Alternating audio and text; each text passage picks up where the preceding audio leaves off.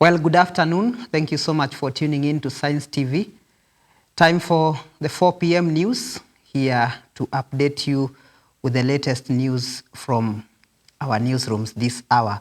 My name is Chris Mololo. Our sign language interpreter is Irene Chebiwot. To start off, Kenya's Supreme Court is set to deliver a ruling on former Deputy President Rigathi Gachagua'S impeachment case on Friday at 10 a.m. This comes after Gachagua was removed from office by Parliament in October 2024.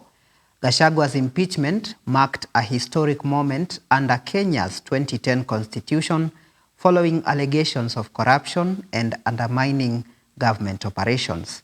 The Senate upheld the motion to remove him, and President William Ruto subsequently nominated Professor Kithure Kindiki as the new deputy president. Gachagua'S legal team has continued to challenge the impeachment and subsequent actions in court, with some petitions withdrawn and others still under consideration. The Supreme Court's ruling will determine the final outcome of the legal battles surrounding his removal. Moving on, the Office of the Director of Public Prosecutions, ODPP, has approved the prosecution of 2 police officers linked to the fatal shooting of 19-year-old Shukri Adan Ibrahim Isaka in Mukuru kwa Njenga, Nairobi. The decision follows investigations by the Independent Policing Oversight Authority, IPOA, into the circumstances surrounding the incident. The officers, identified as Sergeant Godwin Mjomba and Constable Patrick Mutunga Titus, are expected to plea to murder charges in court on Friday. IPOA's preliminary findings indicate that Ibrahim was shot while lying on the ground, sustaining a fatal gunshot wound to the head. Earlier this month, a magistrate granted custodial orders for the officers to allow further investigations. The family of the deceased has urged the court to fast-track the case, emphasizing the need for timely justice and accountability. In other news, lawyer Eric Muriuki has filed a petition seeking the removal of Isaac Ruto from the Judicial Service Commission, JSC.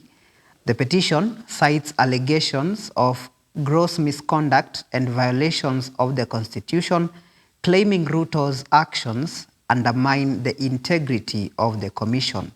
Muriuki argues that Ruto's active participation in the United Democratic Alliance (UDA) conflicts with his role in the JSC, which requires impartiality and adherence to the principles of judicial independence.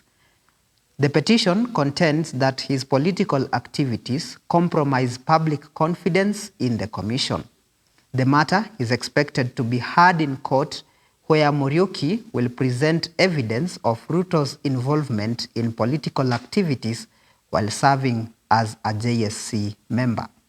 Observers note that the case could set a precedent on the separation of political engagement and judicial service in Kenya.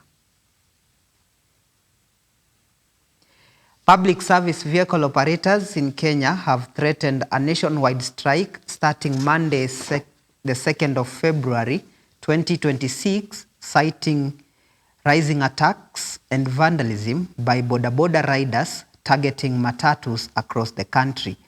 The Matatus Owners Association said repeated incidents of vehicles being torched or damaged remain unresolved despite reports to authorities. The association accused the government of failing to protect the transport sector, noting that many matatus are uninsured and owners face significant financial losses from the attacks. They warned that continued inaction could affect both the public safety and the economy.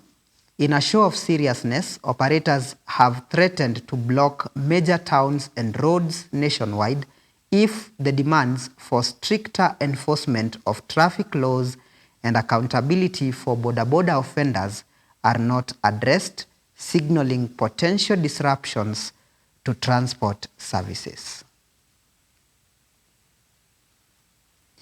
To another update, a recent Infotrack survey has revealed that 45% of Kenyans are dissatisfied with the competency-based education, that's CBE, grading system.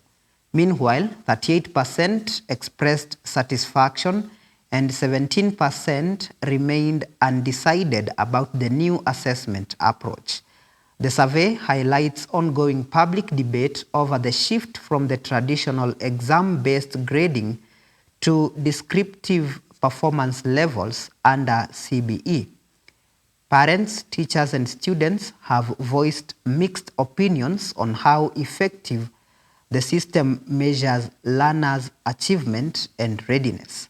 According to Infotrack, the findings reflect concerns about the clarity, fairness, and the transparency of the CBE grading framework, which remains a central topic in discussions on Kenya's education reforms. And lastly, Kenya and the Czech Republic have signed a defense cooperation agreement aimed at strengthening military ties and enhancing bilateral defense collaboration. The agreement was signed by Kenya's Cabinet Secretary for Defense, Soipan Tuya, and the Ambassador of the Czech Republic to Kenya, Nicole Adamkovo, at the Defense Headquarters in Nairobi. The pact formalizes cooperation in areas including training, capacity building, defense research, and technical exchange. Officials from both countries said the agreement will boost the capabilities of the Kenya Defense Forces, that's KDF, and promote shared security objectives.